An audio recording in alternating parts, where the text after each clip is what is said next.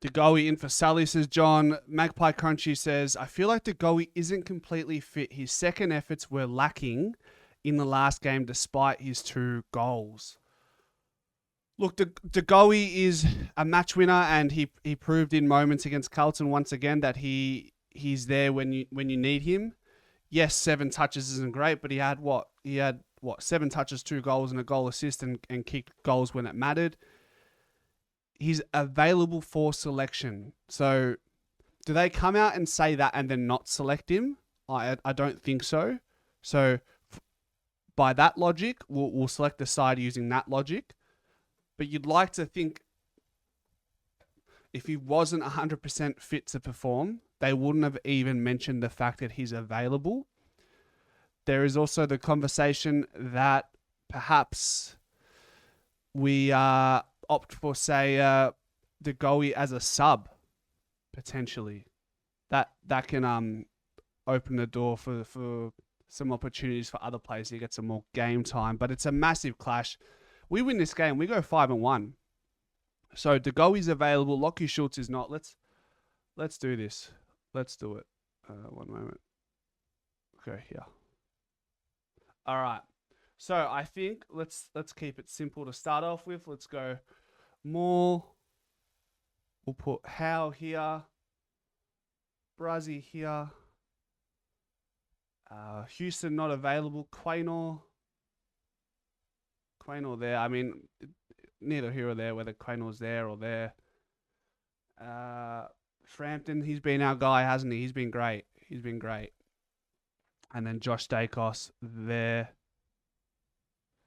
Maybe we can put Quaynor here because I thought Perryman was very impressive going into the backline.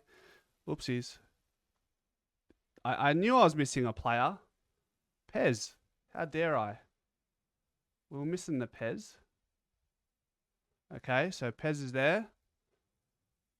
Okay, so that's our back 6, and then maybe we'll make I'll make gold there. Yeah, nah. What do you reckon? Maybe black. Yeah, we'll just stick with that for now. We're still making some adjustments to this. De Goey won't place his mark. Leave De Goey for the Anzac Day game. I can see that. I'd be very happy to see Lockie Sullivan and Ed Allen have another crack, and Hoskin Elliott or whatever it may be. He needs game time to get match fit. Start him, then possibly sub him off for the run of Allen. Okay, if you guys agree with this, we can flirt with some of these permutations. Lipinski there, Jack Crisp here, DC. Wow, wasn't he unreal? He's going to have a big game against McInerney, so that will be a massive head-to-head clash. Midfield. So we go, this seems pretty obvious. Ned Long and Nick Dacos. The 1-2 punch you didn't expect in 2025. And then Pendle's here. Have I got Sidey here? We'll put Sidey there.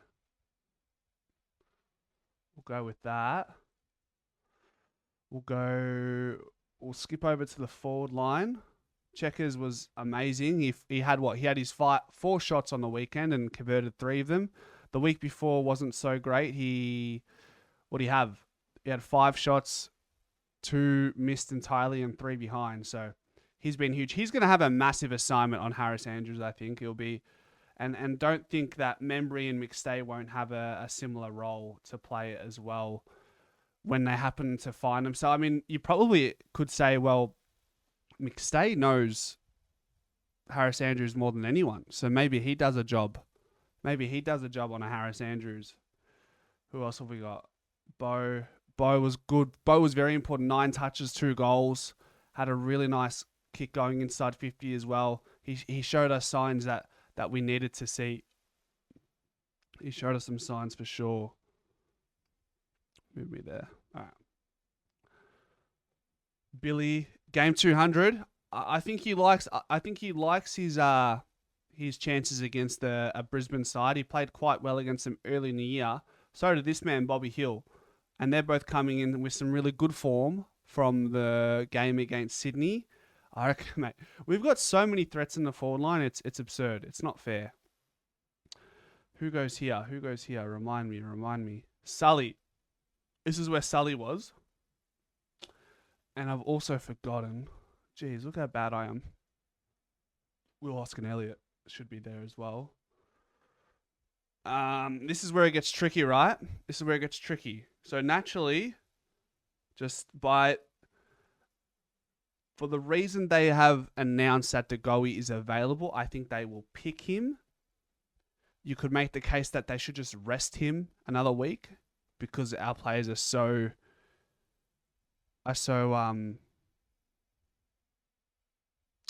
they're all in form this side, right? What are we saying here? Rockabye, baby. Sorry, catching up, but isn't rules if you get a free agent, you get no compensation for losing one? So main decision may be linked to our plans on bringing in a free agent.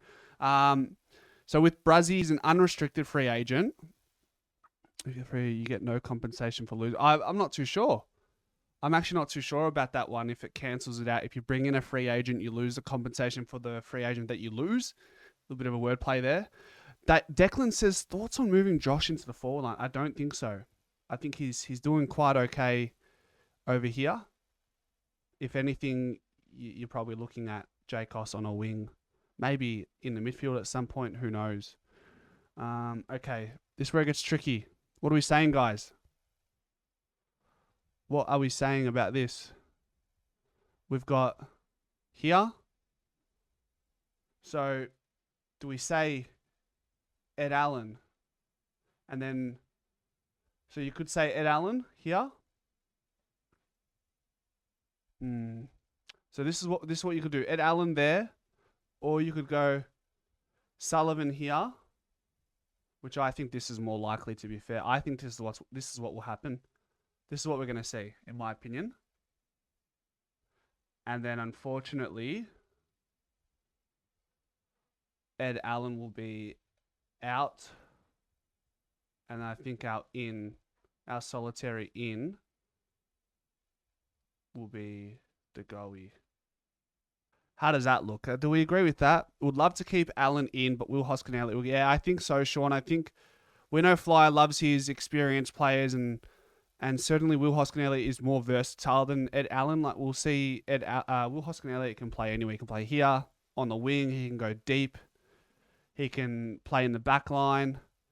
He just goes anywhere. Whereas Ed Allen, if he's not here, and I don't love it when he's on the wing. I think his best work will be done in the midfield. It'll be one of those Finlay McRae situations at the moment where he's sort of in and out of the side. But I think we've got a little bit more patience for Ed Allen compared to a Finlay McRae, just because of how well our side is going right now and the depth we have. Like, we look over here, what we're missing right now. We're missing McGuinness. Markov is in the VFL. Houston suspended. Ryan, TJ, Cochrane, Will Parker, all very likeable figures to take us into the future. Charlie Dean will serve as depth to Billy Frampton and Darcy Moore. Tom Mitchell, we still don't know what his final chapters look like. Finlay McRae played really well in the VFL, so I don't see him coming in this week, but I think if he continues to impress in the VFL, then who knows where he could find himself at this point of the year. Steen and Smith, I haven't seen a great deal of them just yet, but I'll keep an eye on them as the VFL season progresses. Westy was an emergency, so maybe we can extend this to who will be the emergencies. So if Ed Allen is out, let's go here. We can put the emergencies here. Charlie West was an emergency, so maybe we do that again. And then, oh goodness, I've missed my man as well. Here we go. Coxie. Missing a few players here, huh? We'll make sure that doesn't happen again. I reckon emergencies, just go there. Sully is competing for the same spot as Geordie. If Geordie plays and Sully can't, Allen is a running mid-winger, not a high forward. Well, that's why I think Sullivan will play. That's why I think Ed Allen won't play, because Sully can play mid, he can play forward. He's a little bit more versatile and ready to go. So that's the way I see it. Allen needs a chance, says Theodoraki. Allen sub. Agree. Ed Allen out. Sullivan sub. JDG. And it's really that simple this week, isn't it? Hoskin Elliott over Sullivan. That's fine. We can have both Sullivan and Hoskin Elliott, and then Ed Allen here. like I said, versatility will kill them. Looking at Brisbane's lineup here from last week, they had Dane Zorko, Payne, Lester, Answorth, Harris Andrews, Archie. Archie is going to be a tough matchup in the forward line for the Pies. We do have different types of players that we can put on him, whether it be a Quaynor, a Howie.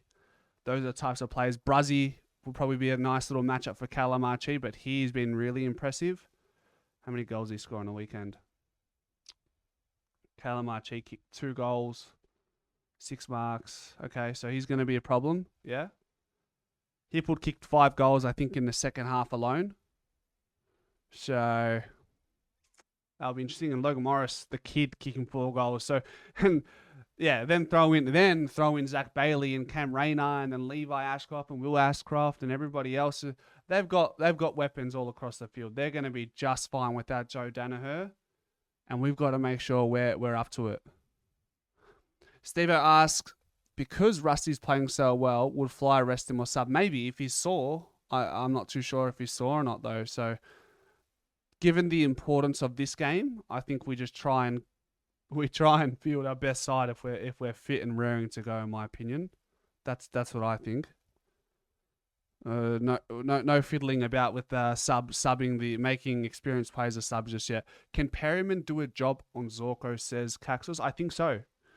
I think that will be a nice little assignment. He's probably interesting. I would have to say Perryman's someone who you'd think would get some sort of job on a Zorko, or maybe Josh Dacos and Zorko just shake hands at the start of the game and never see each other again. But I don't know if you want to run the risk. I think Zorko is, if it wasn't for Dan Houston, he's probably the best halfback flanker in the league. And I think you could probably argue in different facets of the game, Zorko probably is a better player than Houston and more experienced, which matters.